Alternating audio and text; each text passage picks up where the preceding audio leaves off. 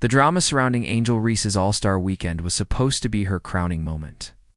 A carefully choreographed ascent from controversial college star to WNBA icon. The stage was set, the lights were on, and the banners bearing her name, draped across Caitlin Clark's home turf of Indianapolis, promised something massive. Reebok poured millions into the launch of her signature shoe. Billboard campaigns were splashed across downtown like declarations of a hostile takeover. Social media was flooded with videos declaring, "I'm in your city." But when the moment came, the spotlight didn't shine on Angel Reese. It dimmed. And the silence that followed wasn't just awkward, it was deafening. What should have been a coronation turned into a collapse. Angel Reese entered Indianapolis as if she were seizing a throne. But the queen wasn't home, not because she'd been overthrown, but because she was benched with a groin injury. Caitlin Clark, the face of the league, wasn't playing. Her absence, everything around Reese's campaign unraveled, ratings tanked, ticket prices plummeted. And the energy that had come to define women's basketball since Clark's arrival evaporated. The contrast couldn't have been starker. Reese had the promotional power, but Clark had the people. There's an old truth in sports. You can't manufacture stardom. You either earn it or you don't. Reese had assumed that proximity to greatness could rub off.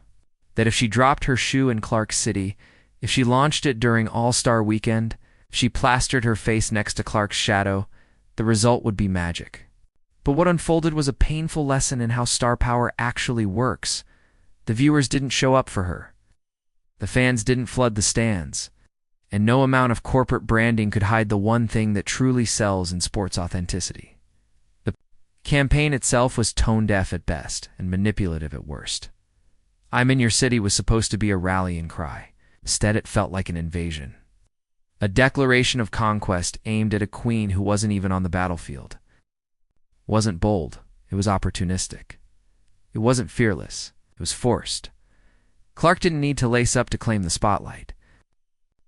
And her absence only made it clearer just how little the league resonates without her presence. Reebok had bet big on this launch. The Angel Reese one dropped in 2 colorways: Diamond Dust and Me Bounce. The company flooded Indianapolis with marketing. They lined up the drop to coincide with the most anticipated weekend on the WNBA calendar. They gambled that Clark's gravitational pull would bring eyeballs and that Reese could soak up the momentum. But then Clark got hurt, and the illusion shattered. Without her, the ratings dipped a staggering 36%. Viewership fell from 3.44 million the previous year to just 2.19 million. And with it, the excitement fizzled out of the very weekend Reese tried to dominate. Let's be clear, this wasn't just a failed campaign.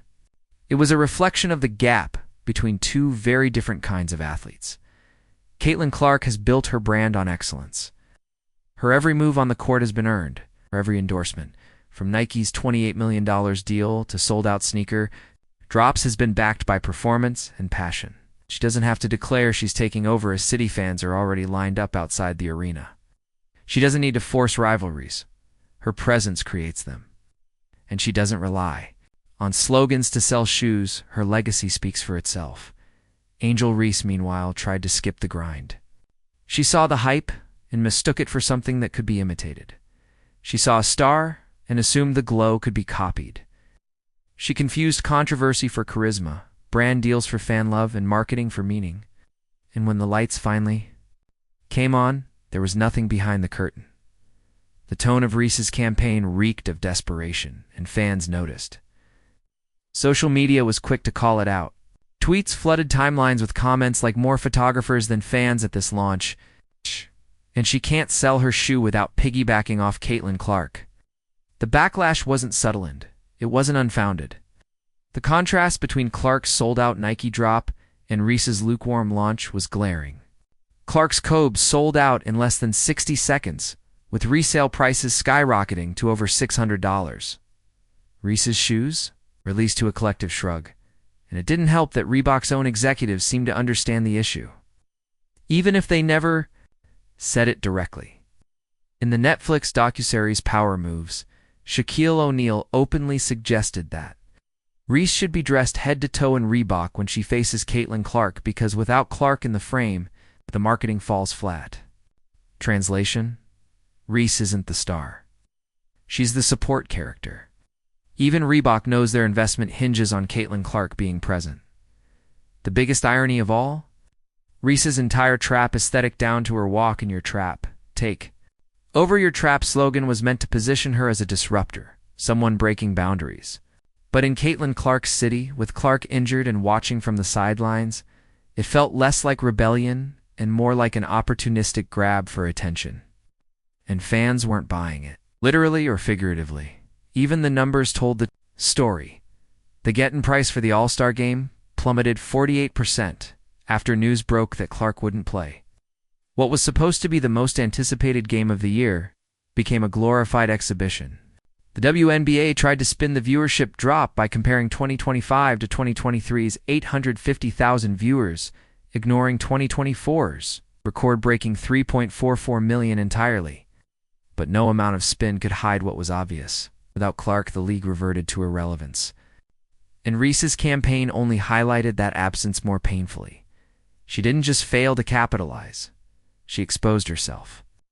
Her marketing revealed an athlete more interested in mimicry than mastery, more obsessed with clout than craft, more reliant on association than authenticity. Reese didn't rise to the moment. She tried to hijack it, and the league suffered because of it. This wasn't just about a shoe. It was about a misunderstanding. Of influence? Caitlin Clark has earned her place as the face of the WNBA because of what she brings every single night: leadership, humility, and performance under pressure. Fans connect with her not because of slogans, but because of sincerity. And when she's not on the court, there's a void that no billboard can fill. Angel Reese learned this the hard way. Her I'm in Your City campaign tried to flip the script, but the only thing it flipped was public opinion. Instead of admiration, she received mockery. Instead of hype, she faced indifference. And instead of elevating herself, she reminded everyone just how wide the gap really is. By Sunday night, her final Instagram post tried to salvage the weekend. This was the most fun I've had in a while because of the players. Shout out to y'all, to the regularly scheduled program. But even that message felt off. The word players in all caps seemed more like a passive-aggressive jab than a heartfelt sentiment. And if it was meant to distance herself from fans or the leg or Clark, it backfired again, because those same fans had never really turned on her. They just never turned to her, not in the way they do for Clark.